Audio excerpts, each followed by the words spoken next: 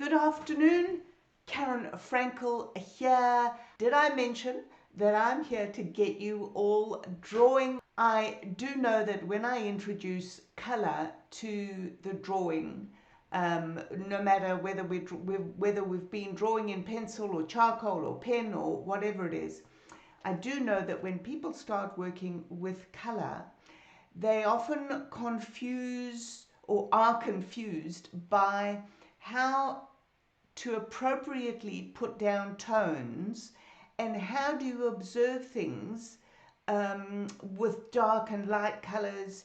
How does that relate to the tones that we work with? Now, clearly, tone is how dark or light something is. And when we are talking about color, value, as it's often called, so the word value and tone are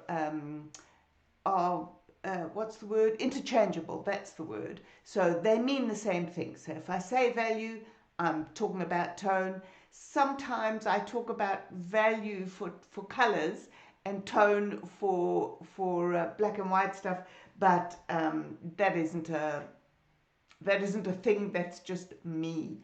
So value or tone is one of the identities of color. You also have things like hue, which is the name of the color. Is it a lemon yellow? Is it a sunflower yellow? Is it a cadmium red? So the name of the color is the hue. You also have something called saturation. How saturated is the color means how strong is it? Can you get it any more red from that particular pencil, for example? So if you press really, really hard with a colored pencil, you get that rich, saturated tone. But if it's faded out, if any of you play with photographic programs on your computer, you'll know that you can make it lighter and make it darker, and you can also fade the saturation so it's a bit watercolory or soft, or is it intense? So you've got all of those things related to what color is. But for today, we're pretty much only looking at tone. How do you move from drawing a black and white picture? And obviously we're not only talking about black and white, because there are a variety of tones. And the correct word for that is monochromatic. So we're only using one color, one chroma, okay? So when we're working with charcoal and pencil, we're not adding color. That is known as monochromatic. So how do you move from that to color? And what happens when you've got a light color and it's got a dark shadow on it? And what happens when you've got a dark color but you've got light shining on it? So you can see I've got a little strip of paper here, and for my tonal values, generally I talk about 1, 2, 3, 5 tones. I've just got a 2B pencil here. I've got a 5B pencil somewhere. Not a 5B, a 6B pencil. So my darkest tone for our benefit is going to be my 5 tone. So I'm going to quickly chuck this down because it's going to be a valuable tool for this lesson. Your number 3 tone is somewhere between nothing, which is your number 1 tone, and number 5, which is your darkest tone. Color in a bit stronger. I've got a very smooth piece of paper here that I'm using. It doesn't matter what you use. And then I've got a number 2 tone. We have a number of different things there. We've got an avocado, which looks extremely dark on there. You can see that the light is coming from the top right where I'm drawing that little arrow. Okay, I specifically took this photograph for this lesson, and the light's coming from there because you can see the shadow on the other side. You can see a little bit of light reflecting there.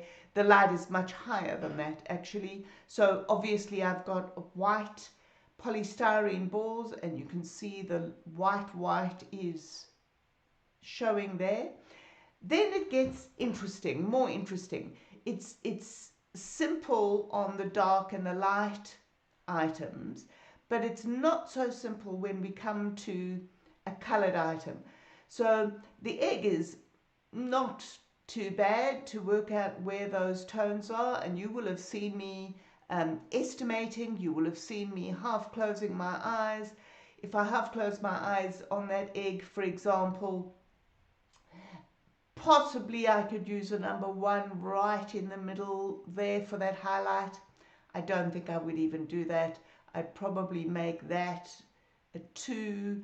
I'd probably make that beautiful reflected light there a 2, and I would make that a 3, and that a 4, and the dark there a 5, going into that shadow. So I've spoken about that before, how you half close your eyes and you check out these tones. So when you translate it, when you convert it, from color to black and white in your phone cameras or on your computer, of course you can see that it is helping you with that tone. So if I simply look at that egg there, I've still got the 6B in my hand, so I'll just use that.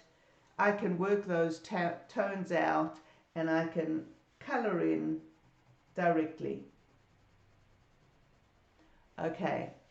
There's probably not that much difficulty with this, or not much confusion really. Hopefully there isn't too much confusion with something that's that simple. And don't worry about if the tone of the shadow that's cast on the egg is the same tone as the shadow that is cast on the table. Can you see how it kind of blends together there? So can you see right at the bottom here, it's kind of blending. So this wouldn't be too difficult a task, and I would let myself play with this, which I'm not going to complete it, and I probably would choose not to have any tone 1, and I might not even choose in this instance to have a tone 2. It doesn't really have a tone 2 unless we look at that little bit of reflected light over here. Not quite sure where that's coming from, but observation. If you look at my Back to Basics video, you will know that observation is the key to all of these tones.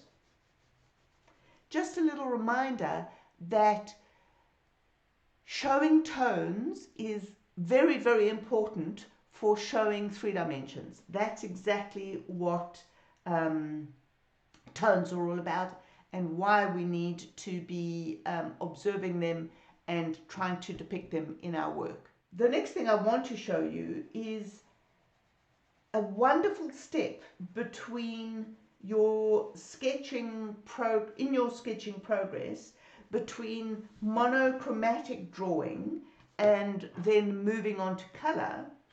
A fantastic step is to do your pencil sketch or whatever you're using, and then put your color on top of that. So let's imagine that this egg isn't that brownish egg that I had in the picture, and let's imagine that we've got this a bright red egg. How about that? And I like transitioning from monochromatic tone, I should say, so from my pencil to color, by overlaying color on top. Now, I'm not saying this is the best way of having a colored image. I'm saying this is a pretty good way of moving from black and white. If you haven't done color before, this is a really good way of doing it, because what happens is you have already created your tonal shapes, your tonal marks, whatever you've put down with your pencil already. So when you add color on, it takes on the tone and you don't have to worry about it. Okay? So that is a very good way of starting. Now, that intensity and saturation that I was talking about earlier, the harder I press the pencil, can you see that's going a bit darker there? And you can see it's overlaying the pencil just a little bit more. It depends how much tooth is left on the paper as well. You might get to a point where you can't add any more pencil or color. And I'm simply coloring over what I had in pencil, and this is ending up being a very, very strange oblong sort of shape.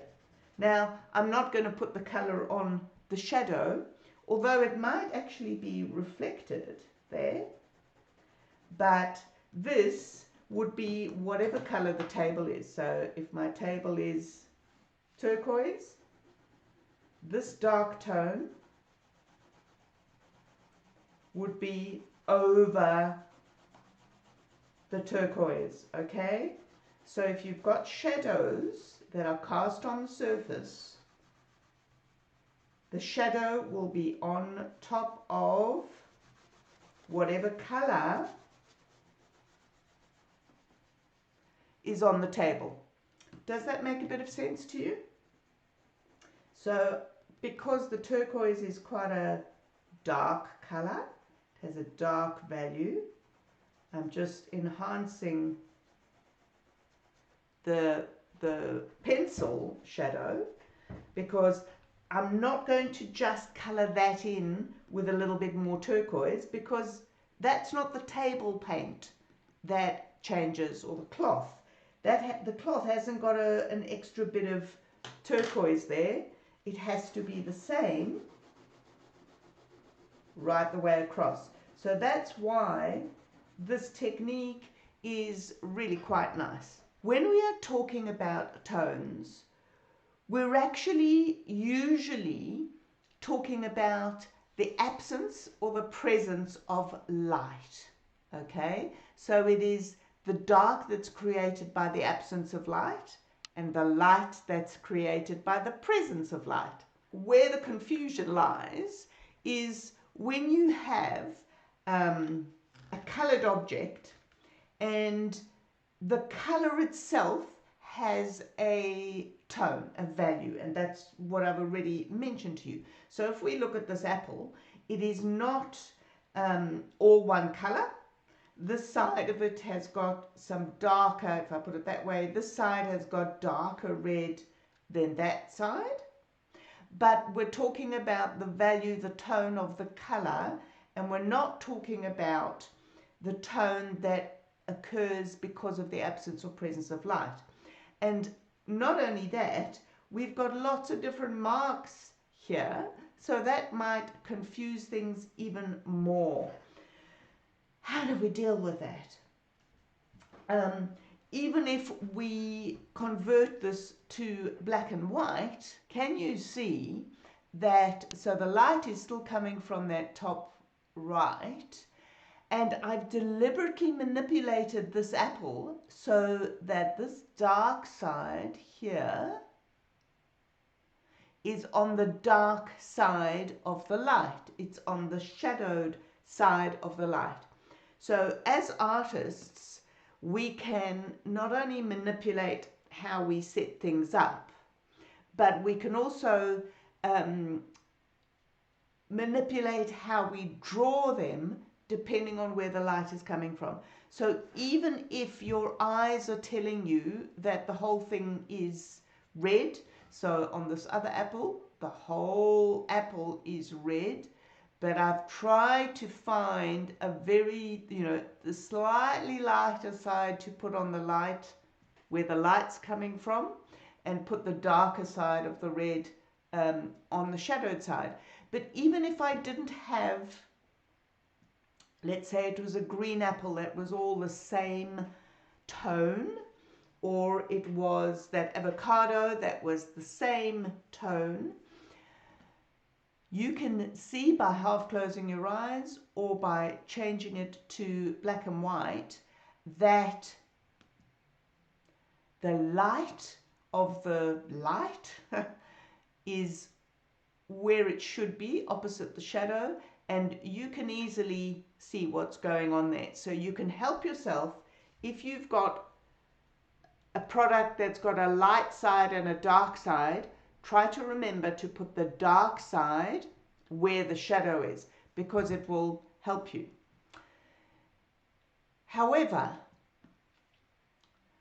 this time I took this photograph with the dark side of the apple being on the light, where the light was coming, and the light side of the apple where the shadow was.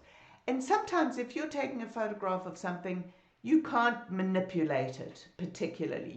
You're outside somewhere and you're seeing a dog, or you're seeing a flower, or whatever it is, but you haven't set it up in the studio. So you can't always control where the light side, the light color, the light value of the color is on the light where the light is shining. So sometimes you can't manipulate that. So what do we do?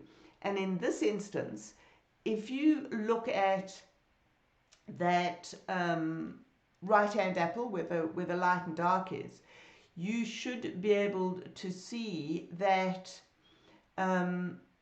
if I half close my eyes, the tone on this apple, I know that the light is coming from there only because I've got this shadow on the table.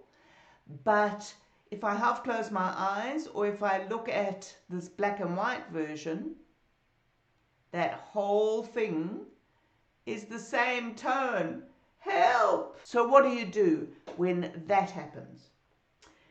In my opinion, our job as traditional drawers is to show something that looks three-dimensional. So I've said that many times. So coming back down to have a look at this, okay? If we're going to show that apple as three-dimensional, I'm going to manipulate what I'm doing to exaggerate and enhance the viewer's point of view. So I want to show that this apple has three dimensions. And if I follow the tone of the color, then that is going to not be very helpful in showing the three dimensions. So what I'm going to do instead is I am going to make a decision. I am going to use my artistic license to make a decision on how I'm going to represent that apple. We have to get rid of the mindset that says we have to do exactly what's in front of us. No, we don't. Especially when it comes to something like this that is confusing. If we want to show it in three dimensions, which is the illusion that we're trying to create, then we need to look at information when we're observing, information that tells us, let me move that up a bit, that tells us where our light is coming from. Now, sometimes you don't have that information. Sometimes you are out with a cloudy day and you don't know where the sun is particularly, and the shadows are not particularly strong, and everything, all the tones are matching. In that case, you might not choose to draw it at all, okay? Unless you want an atmosphere that particularly lends itself and you only want, very misty tones. So make a choice about what your drawing is about, okay? So from a traditional standpoint, 3 dimensions, we want to depict 3 dimensions, therefore we have to observe where the light's coming from. If we don't know, you can make it up, but it's really hard to make it up unless you have observed the real thing, okay? So in the case of that apple in black and white, that I'll just get rid of that funny layer so you can see that apple again. In the case of that apple, in fact, we've actually got a light here that is a reflection of this white paper. So it's really another layer of confusion. So I'm going to go back to basics and I'm going to say, I know my light's coming from there because I can see this shadow. Therefore, I know that there's going to be shadow on this apple. And it might go all the way around, but because the light's there, I'm going to use my knowledge and experience. You can use my knowledge, Karen's knowledge and experience, and put the shadow down where, well, the shadow we can see nice and clearly, right? Now, I followed what my eyes were seeing and I put in that shadow over there. And it's not really there because there's light. The reason there's tone there, we've already discovered, is because that's the dark side of the apple. Did I tell you that you can adjust your drawings? Okay, so be kind to yourself, work through the process, follow the steps. You can lighten it. Remember from our mark making videos not to put these strong marks that you can see, don't put them in on the light side either, because when you do that, you're adding dark tone there. So mark making is about adding character and tone at the same time. So we don't want to do that either. So maybe if we can't physically reverse the apple, what we're seeing, maybe you can just get information from that apple and use your artistic license and put some marks on the apple to show where it's in shadow and put them on that side. There's a very round apple I've drawn here. Okay, so that was me demonstrating don't put those marks down. I might even use an eraser, a proper eraser. Now, even the residue of those marks is actually quite nice, okay, because it's definitely lighter than that side. So you might be able to go, well, you know what? I'm going to keep that there. And I'm going to put a nice shadow on my stalk. I'm making this up as I'm going along. Not really. I am observing the apple a little bit. I can put a little bit of shadow there. I know that's a tiny picture. But if the light's coming there, then in this dip here, the light is coming there, therefore there's a shadow showing there. And in fact, this might even cast a shadow over there. So your job as a traditional drawer, okay? So I'm teaching from a standpoint of tradition, is to show something as in its 3 dimensions, to give the illusion that it's 3-dimensional. Now, if I wanted to show that reflected shadow, I can adjust and I can go, yeah, let's show that there's a bit of a shadow there. Sorry, not a shadow, a reflected light. I said shadow earlier, I meant light. So can you see how I have altered? I have improved on nature. So that's another job that the artist has. It's your job to improve on what you see, not to draw it religiously and copy it.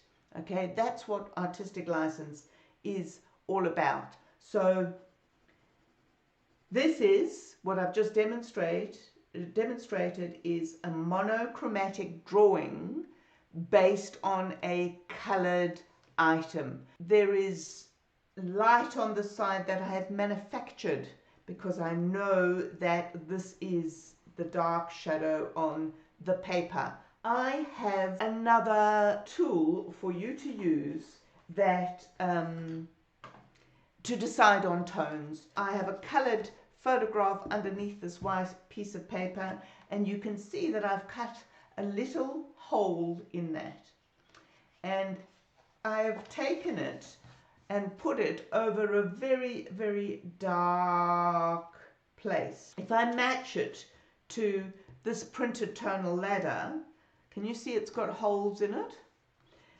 You can see pretty much that that tone there is somewhere between a number 5 and a number 4. This color that you are looking at is actually on a very light colored pear, and you can see it's really quite a light green. Okay, well, this color there, that's on one of those pears. Do you believe me? It's true, because this pear had such dramatic light on that this area, which is where I had that showing, went into dark. So if you were doing a colored work, so this time we're saying if you're working in watercolor or you're working in colored pencil and you haven't used this technique where you've actually got your tones down with your pencil, how on earth are you going to make that color dark enough to be that color, which is how dark that is in the shadow? And you can see by this photograph, and remember, photographs are not necessarily that accurate either, but you can see that the light is so strong that it's kind of blown out the camera and it's just appeared white there. So if I was making decisions about this picture, I would go, that's a tone 5, you can see the reflection there, that's a tone 1, and then I can make my tones work. How do you do that with color if you're not already putting down the tone with your pencil? Here's another example. We've worked with these lemons before, and you can see lemons are yellow. And if I take a lemon, a yellow, okay, these lemons are actually not a greeny yellow, they're an orangey yellow. If I take my yellow pencil, as I've said before, no matter how much I press, no matter how saturated that color becomes, it will never go as dark as that. Okay? What's the answer? It's not yellow. Okay? So when you are observing things that have color, you need to stop your brain telling you what the color is and absolutely observe carefully what that color is. Even if it means you get yourself a piece of white paper with a hole in it and you put it over what you're looking at, so that you can isolate from your brain telling you that it's yellow and look at it and say, well, that's a purpley brown. Okay? I have a YouTube video on how to make a tonal variation like this, and because I've put the holes in, what you can do is you can move that along your photograph, and if I put it over there, you can see that's not quite the number 5 tone. You can still see that yellow. So I'm moving my tonal scale down. I'm looking to see what you can see. It's nearly that tone. I'm needing to half close my eyes to see what tone it is. So it's too dark for there, and it's a bit light for there. It's probably the closest to that 3.5, okay? It's a bit light for the 4, but now I've at least got an idea of what tone it should be, even though the color, I'm not interested in the color at the moment, the color of yellow, I mean. So I can help to get the tone in my head, and then I can turn around to the white side and I can find out what the color is. So I've looked at that color there, and that's quite a browny orange, okay? So it is no longer yellow. Once you've observed that color, you actually need to mix and find the colors that you need to get the tones that you wish. And not only is this tonal ladder useful for your photographs, it's useful for your actual picture. Because what happens is, because even though you think you're not listening to the brain, you probably won't make this color dark enough. Okay, so I've added some of this warm ochre color there, and I'm going to add this. This is called sanguine. So I might think, oh yes, that's the right color for my shadow. Let's check that. Okay, we decided that it was a tone 3.5. Is that a tone 3.5? No. So I like adding my opposites. Have I got a purple pencil here? No, I don't know what I did with my purple pencil. I didn't take out all my purple pencils, but I know that if I put yellow and blue, I'll make it green, but I've got a red under there, so it's going a bit dark. Now, if you are looking for information about how to mix your colors, I was going to say as we speak, but not as we speak, because I'm speaking to you. But I am preparing a whole course on using watercolor pencils, and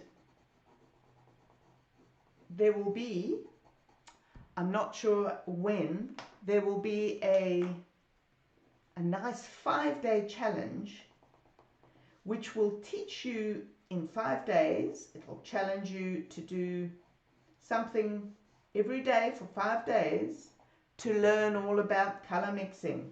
How good is that? So you can see I'm mixing all sorts of colors here to try and get to the dark. And this time I will admit that I have not been observing the picture. I've just been enjoying myself coloring in. So I might lighten it a bit. But I've avoided my head telling me that this is yellow. Okay, it's yellow there, it's yellow there. In fact, it's not even this yellow. And I can put some yellow over. So you can play with whatever colors you've got. I happen to be using watercolor pencils now, but I'm just using them as dry pencils.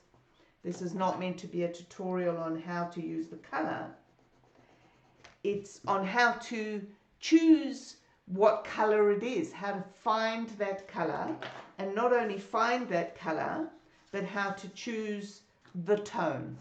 To recap about the color, when color gets dark, it changes color, okay? The colors we have are man-made. Obviously these colors, or this is man-made because it's the ink from my printer. This color from the apple is coming to you through the screen, and it depends what color your screen is. It's coming to me through my eyes, and lots of people see and interpret their color differently. It depends whether I've got something green, reflecting green on it. Color depends on so many things. So what you choose to be the color based on your information needs to change depending on that observation. Doesn't matter what your choice is, you've still got, if you're looking for three-dimensional happening, to make your items look three-dimensional by adding tone. You have shadows everywhere, and you have my favorite phrase, shapes of tone everywhere. Try and practice seeing those shapes of tone, regardless of whether you're looking at something colored or whether you're looking at something black and white. Remember the half closed eyes. Remember changing to black and white with your photograph, and remember to use this little trick. You can punch holes in your drawn one. Thank you for joining me. I'd love to see some of your drawings come through. Send me a picture of what it looks like colored, what it looks like black and white, what it looks like when you do it in black and white, what it looks like if you put color on it. Don't forget that tip about doing it in black and white first so you get the tones, and then putting the color on top. Enjoy yourselves. Get drawing, keep drawing. Karen Frankel signing out for another Friday. Bye-bye.